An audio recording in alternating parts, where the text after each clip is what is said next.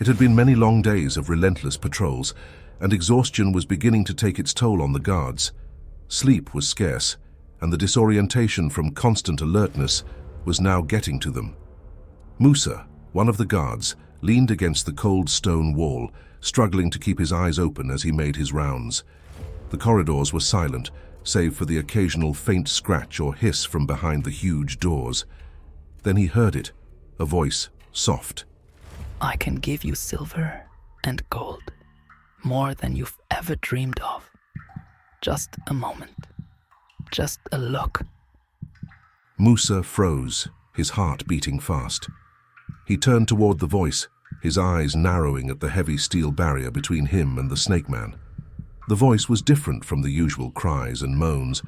It wasn't desperate, it was calm, persuasive, dripping with promises of fortune and a better life. Curious, he took a cautious step closer, his weapon held tightly in his hands. Open the door, Musa. Come closer so we can discuss your future. There's no harm in talking, is there? Musa hesitated. His grip on his weapon loosened as the voice continued, smooth and convincing. You're tired, Musa. I can help you. All I ask is a moment of your time.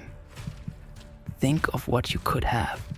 Wealth, freedom, everything you've ever wanted. Musa's hands trembled. The past few days had been hell, and his mind, exhausted, started to entertain the idea. What harm could it do to just listen? Maybe this snake person wasn't like the others. Maybe it really did want to talk. He leaned closer to the door, peering into the small keyhole, but there was only darkness on the other side. It's been such a long few days, Musa muttered to himself. Maybe I should just hear this fellow out. His fingers moved to the bolt, trembling as he slid it free. The heavy metal door groaned, inching open into the darkness. The snake person on the other side grinned, a sinister glint in its eyes, before launching itself into the air, its fangs aimed directly at Musa's neck. In that instant, there was no time to react, no moment for thought, only the flash of terror and instinct. To truly grasp the weight of this moment, we must journey back to the very beginning. You are watching the Tales of the Savannah. Subscribe and be part of the tribe. Now let's get back to the story. For years, the snake people had feasted on human blood, savoring its intoxicating power. What had started as a necessity quickly became an addiction. Their leader, Eli, had lost his brother to the madness brought on by human blood. He had seen the writing on the wall. If they continued down this path, they would self-destruct. His decree was firm: no one will go outside. We must wean ourselves off the blood of humans, or we will perish. The order was absolute, enforced with strict discipline. A few days later, humans now walked the corridors, monitoring the snake people's progress. Each human was chosen carefully, strong, disciplined, and immune to fear. They had one rule: never open the doors, no matter what you hear. The doors were massive, reinforced with steel, and locked from the outside. No one inside could open them, no matter how hard they tried. And try they had. The keys hung only at the belts of the human guards who patrolled the corridors, their faces tense as they listened to the desperate cries from within. "Come inside," one voice rasped. "I need your help with something. It won't take long." Another voice, softer, almost pleading. "Please, just a little closer. I only want to see you. Just a drop, that's all I ask. You won't miss it." The humans knew better. These were not cries for help, but clever traps. Once inside, they would become prey, victims of the snake people's unrelenting hunger. Behind the doors, the snake people writhed in agony. Their bodies, once strong and commanding, now trembled with withdrawal, the cravings overwhelming them, turning their whispers into screams and their thoughts into chaos. Eli's command stayed in their minds: we must overcome this, or we will perish. Around the world, his word had been sent. Snake people in every corner of the globe were locked away, fighting the same battle. The plan was working, for now. The humans patrolled diligently, standing as both jailers and reminders of what the snake people could not have. But how long could it last? Well, the answer lay in Musa's hands as his fingers moved to the bolt, trembling as he slid it free. The heavy metal door groaned, inching open into the darkness. The moment the door creaked open, it happened. A shadow moved faster than he could react, slamming into him with unimaginable force. He was lifted off his feet, his back crashing into the stone wall with a sickening thud. Pain shot through him as his weapon clattered to the ground. The scent of the human's blood filled the air, and a guttural hiss escaped its lips. Musa's scream echoed down the corridor, loud and piercing. The other guards froze, their eyes wide with horror. The corridor erupted into chaos as the snake person, energized by its first taste of fresh blood in weeks, tore through the halls. The guards scrambled, shouting orders, but it was too late. Behind the other doors, the snake people heard the commotion. They banged against the barriers, their voices rising in desperate pleas. "Brother, please, open the doors. Don't leave us here." The rogue snake person, its hunger briefly sated, stood before one door. It hesitated for a moment, its blood-stained lips curling into a sinister smile. Then, with strength fueled by addiction and frenzy, it ripped the bolt from the outside, flinging the door open. Another snake person emerged, its eyes locking onto the terrified guards. One by one, the doors opened. The halls were now filled with the sound of screams, hisses, and the sickening thud of bodies hitting the ground. The snake people, once confined, poured into the corridors, their hunger overwhelming any shred of discipline they had left. In his private chamber, Eli heard the chaos. His heart sank as he peered through a small hole in his door, seeing the carnage unfold. Blood stained the floors, and the air was thick with terror. "Brothers, no," Eli's voice thundered through the halls, desperate. "Please, we have come so far. Do not throw this all away." He pressed his hands against the door, his voice cracking as he shouted, "We have a war to fight. This hunger will destroy us before we even begin. Please, stay in your rooms. Be patient." But his words fell on deaf ears. The scent of fresh blood filled his nostrils, and he felt his own control slipping. His mouth watered, and his sharp teeth bit into his tongue in an effort to keep himself steady. Yet the hunger gnawed at him, relentless and cruel. The screams in the corridors grew louder. Eli crumbled as he heard the sounds spill beyond the castle. He froze as a new sound reached his ears, screams from the streets outside. His heart sank. The snake people were loose, spilling into the city like a plague. He sank to his knees, his fists clenched. He had failed. The hunger had won. "It's over," he muttered, staring at the chaos through the small window in his room. The corridors, the city, the world, they were all about to fall into darkness, and there was nothing Eli could do. In the stillness of the forest, Cabo the Great stood tall, his ears twitching as the faint, distant screams of the city reached him. The cries were sharp, filled with terror. His glowing eyes narrowed, the hunter within him stirring, awakened by the sound of people in danger. Around him the hunters stood in silence, their keen ears catching every note of the chaos. Their glowing eyes mirrored Cabo's, burning with purpose and readiness. Cabo clenched his fists. "Brothers, sisters," he said, his voice steady yet fierce, "the time has come." The screams called to us. This is what we were made for, what we have been training for. The cries grew louder, more desperate, each one fueling the fire in their hearts. There was no time to wait, no time for speeches. Cabo raised his head, his eyes sweeping over the hunters. "May the goddess be with you," he said, before commanding the hunters to charge the city. Without hesitation, the hunters sprang into action. They ran as one, their feet barely touching the ground, their senses locked onto the city ahead. The forest blurred around them as they raced, their ears focused on the cries that seemed to grow sharper with every step. The sound was unbearable. It drove them faster, their glowing eyes cutting through the darkness like twin fires of hope. As they broke through the tree line, the city unfolded before them. Fire leaped into the sky, and the streets were alive with chaos. The people screamed, and the hisses of their attackers filled the air. Cabo's voice roared through the chaos as he led the charge. "Protect the people! Leave no snake person standing!" The hunters didn't hesitate. They surged forward, their bodies disappearing into the chaos of the city. ready to fight for the lives of those who could not defend themselves. The war to protect the innocent had begun. The snake goddess paced her chambers. Lately it seemed that all she did was worry over her people. The snake people had faced so much, and even now, as they settled in their newfound home, trouble loomed on them. Her thoughts were interrupted by a firm knock on the door. She stopped mid-step, her heart beating. A servant's voice came from the other side. "Goddess, the god of the forest requests an audience with you." "The god of the forest?" she repeated, her voice concerned. She had never had a private meeting with him before. Their paths had crossed briefly in the corridors of heaven, where they had exchanged polite nods, but nothing more. Why was a first-tier god seeking her audience, she wondered. Straightening her posture, the snake goddess took a deep breath and signaled for the servant to let him in. When the door opened, the god of the forest stepped inside. He was tall and commanding, yet there was a warmth about him, his presence like the steady rustling of leaves in a calm breeze. His smile was kind, and his voice when he spoke was smooth and inviting. "Goddess," he said with a small bow, "thank you for seeing me."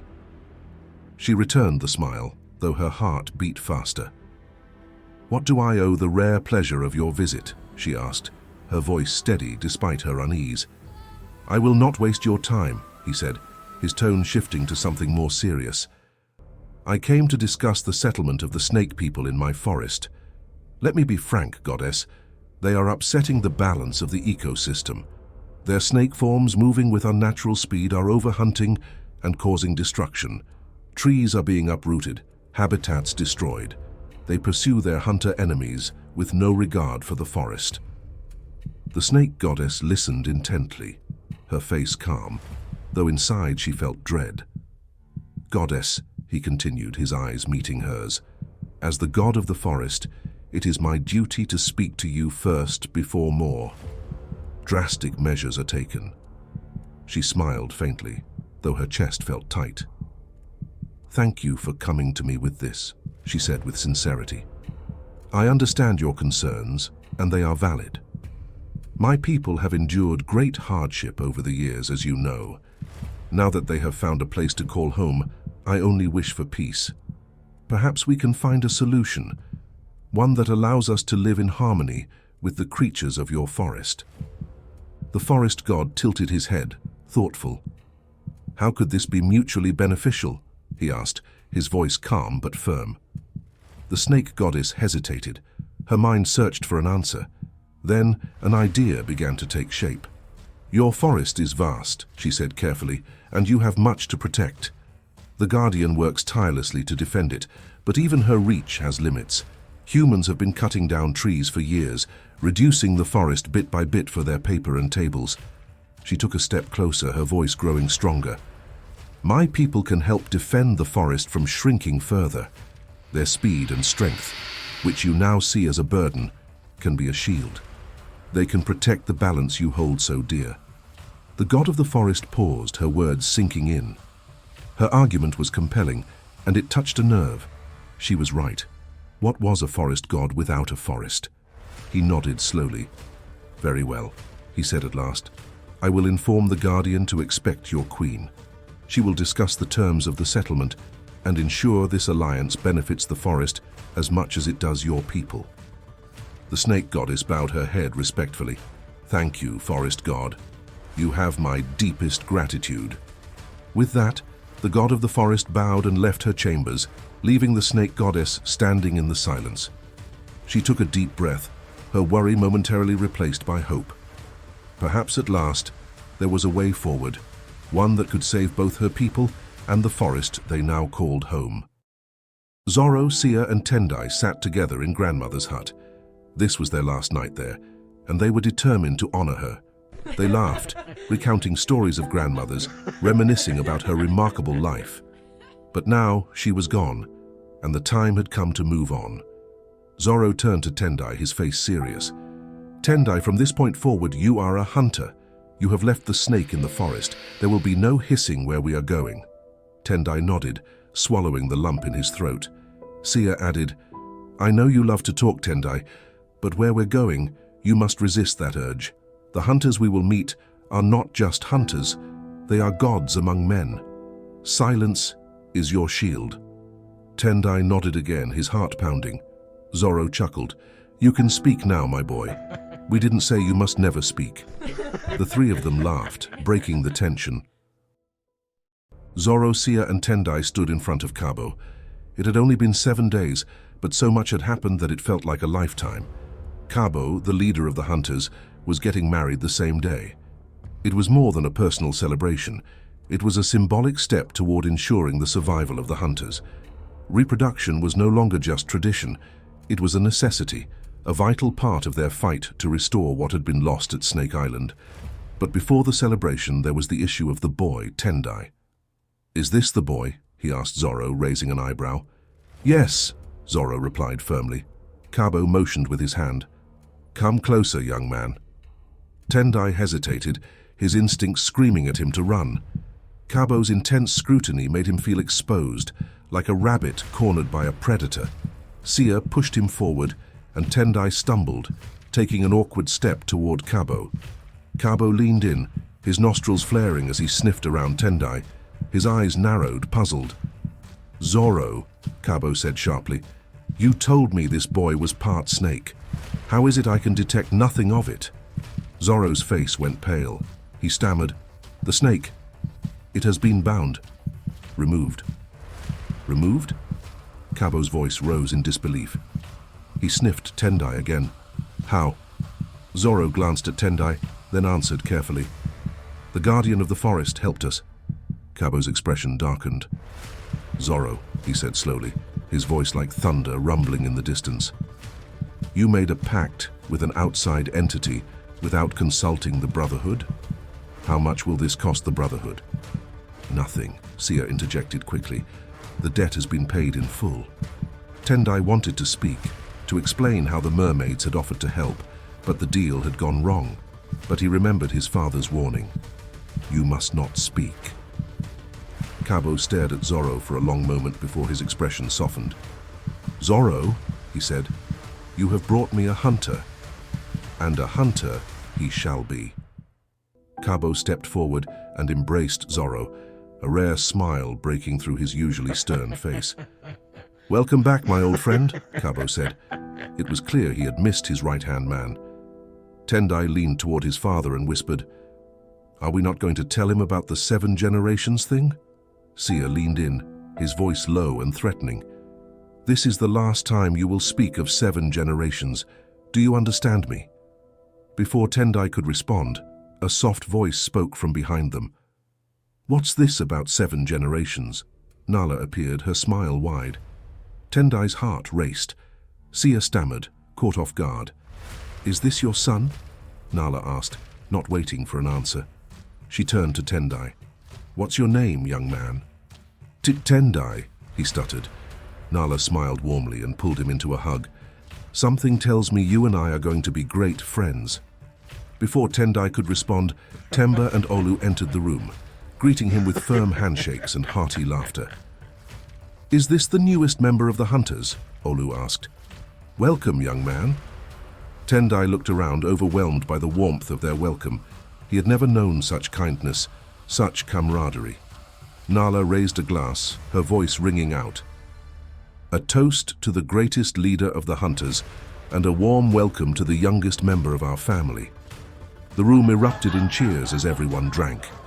Tendai felt his chest swell with pride and gratitude. For the first time in his life, he felt like he truly belonged. Cabo's voice cut through the celebration. "This room is too crowded. Get out, all of you." He waved them off, though a small smile tugged at his lips. The hunters groaned good-naturedly as they filed out, leaving Cabo alone. The door closed behind them, and for the first time in years, Cabo let a single tear of happiness fall. This was truly the happiest day of his life. Amina sat at the head of the table, her eyes sweeping across the 7 council members she had carefully chosen. Among them were Lunga and Kwame. She had her reasons for keeping Kwame close. The goddess herself seemed to favor him, though Amina wasn't blind to the tension this created. The others, their faces serious, watched her in silence, waiting for her to speak. "Thank you for answering the call to serve." Amina began. "You are here because I cannot make this decision alone. The fate of our people hangs in the balance, and I need your wisdom. The issue before us is Jeno, the leader of the hunters. We cannot keep him here indefinitely. His people will come for him, and when they do, they will bring fire and destruction to our doorstep. This council must decide his fate." One of the snake people, Juma, stood to speak. "My queen, I thank you for forming this council. It shows your care for our people and your respect for our voices. But I must raise a grave concern. There is someone among us who has already betrayed our kind by sparing Jeno's life. This cannot go unanswered." Kwame sat quietly, his face calm, but his hands clenched beneath the table. He had refused to strike the fatal blow that would have ended Jeno's life, and now his choice had brought him to the center of judgment. Before anyone else could speak, Amina raised her hand, her voice firm.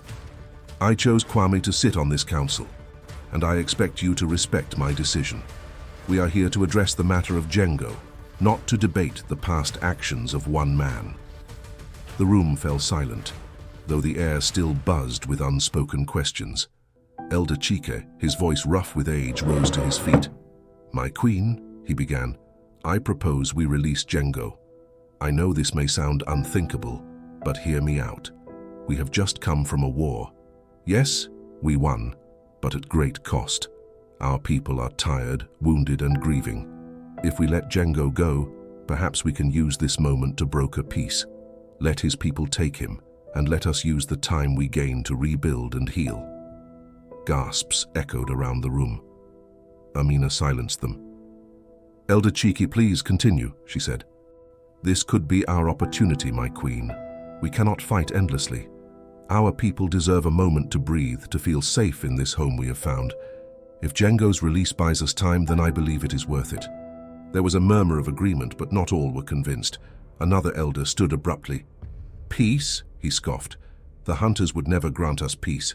If the situation were reversed, would they release one of us? Would they let you go, my queen? They would end your life without hesitation. We must show strength. Ending Jeno's life would send a message to the hunters and ensure they know we are not to be trifled with." A tense silence filled the room, the elders' words resonating with the pain of those who had lost loved ones to the hunters. Another voice broke through. "But this is a rare chance," a younger member said.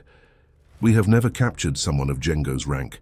He is a bargaining chip, an opportunity to shape a better future for our people. I agree with Elder Chike." Younger cleared his throat, drawing everyone's attention. "My queen," he said, his tone careful, "I have listened to both sides. It is true that peace would benefit us, but can we trust the hunters?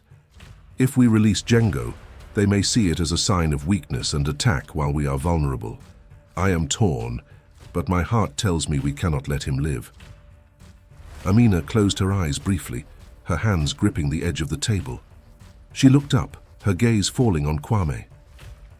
"Kwame," she said softly, "what are your thoughts?" Kwame hesitated. "My queen, I fear my judgment on this matter is clouded. I chose to spare Jeno before, and that choice has already decided where I stand. With your permission, I would rather not weigh in on the matter." Amina nodded. "Very well," she said. She turned to the rest of the council. "We will put this to a vote. All those in favor of ending Jeno's life, raise your hands." The room grew still. Slowly, hands began to rise. Some were hesitant, others resolute, but one by one the decision was made. Amina counted silently, her face betraying none of the conflict she felt. The majority had spoken. The fate of Jeno, and perhaps the future of their people, had been sealed with a vote. And that, my dear tribe members, brings us to the end of yet another thrilling episode in our Snake People and Hunters series. The long-anticipated showdown is finally near.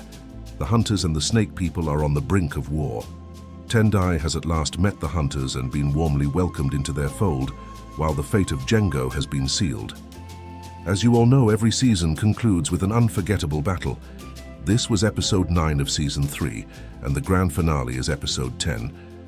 To everyone who has watched the entire series from the very first episode of Season 1, thank you from the bottom of my heart. Your unwavering support, encouragement, and love for these stories are the reason this journey continues. You are the true heartbeat of this series, and I am endlessly grateful to have you by my side every step of the way. Now I want to hear from you. Drop your thoughts in the comments below. What do you think will happen next? How do you imagine this epic season will conclude? Mark your calendars and get ready. Stay tuned, and let's make this finale unforgettable together. And as always, thank you for watching our story, and we hope you enjoyed it. What lessons did you draw from this story? Share your thoughts with us in the comments below. Don't forget to subscribe and be part of the tribe. Thank you for watching The Tales of the Savannah. We will see you next time in the Savannah.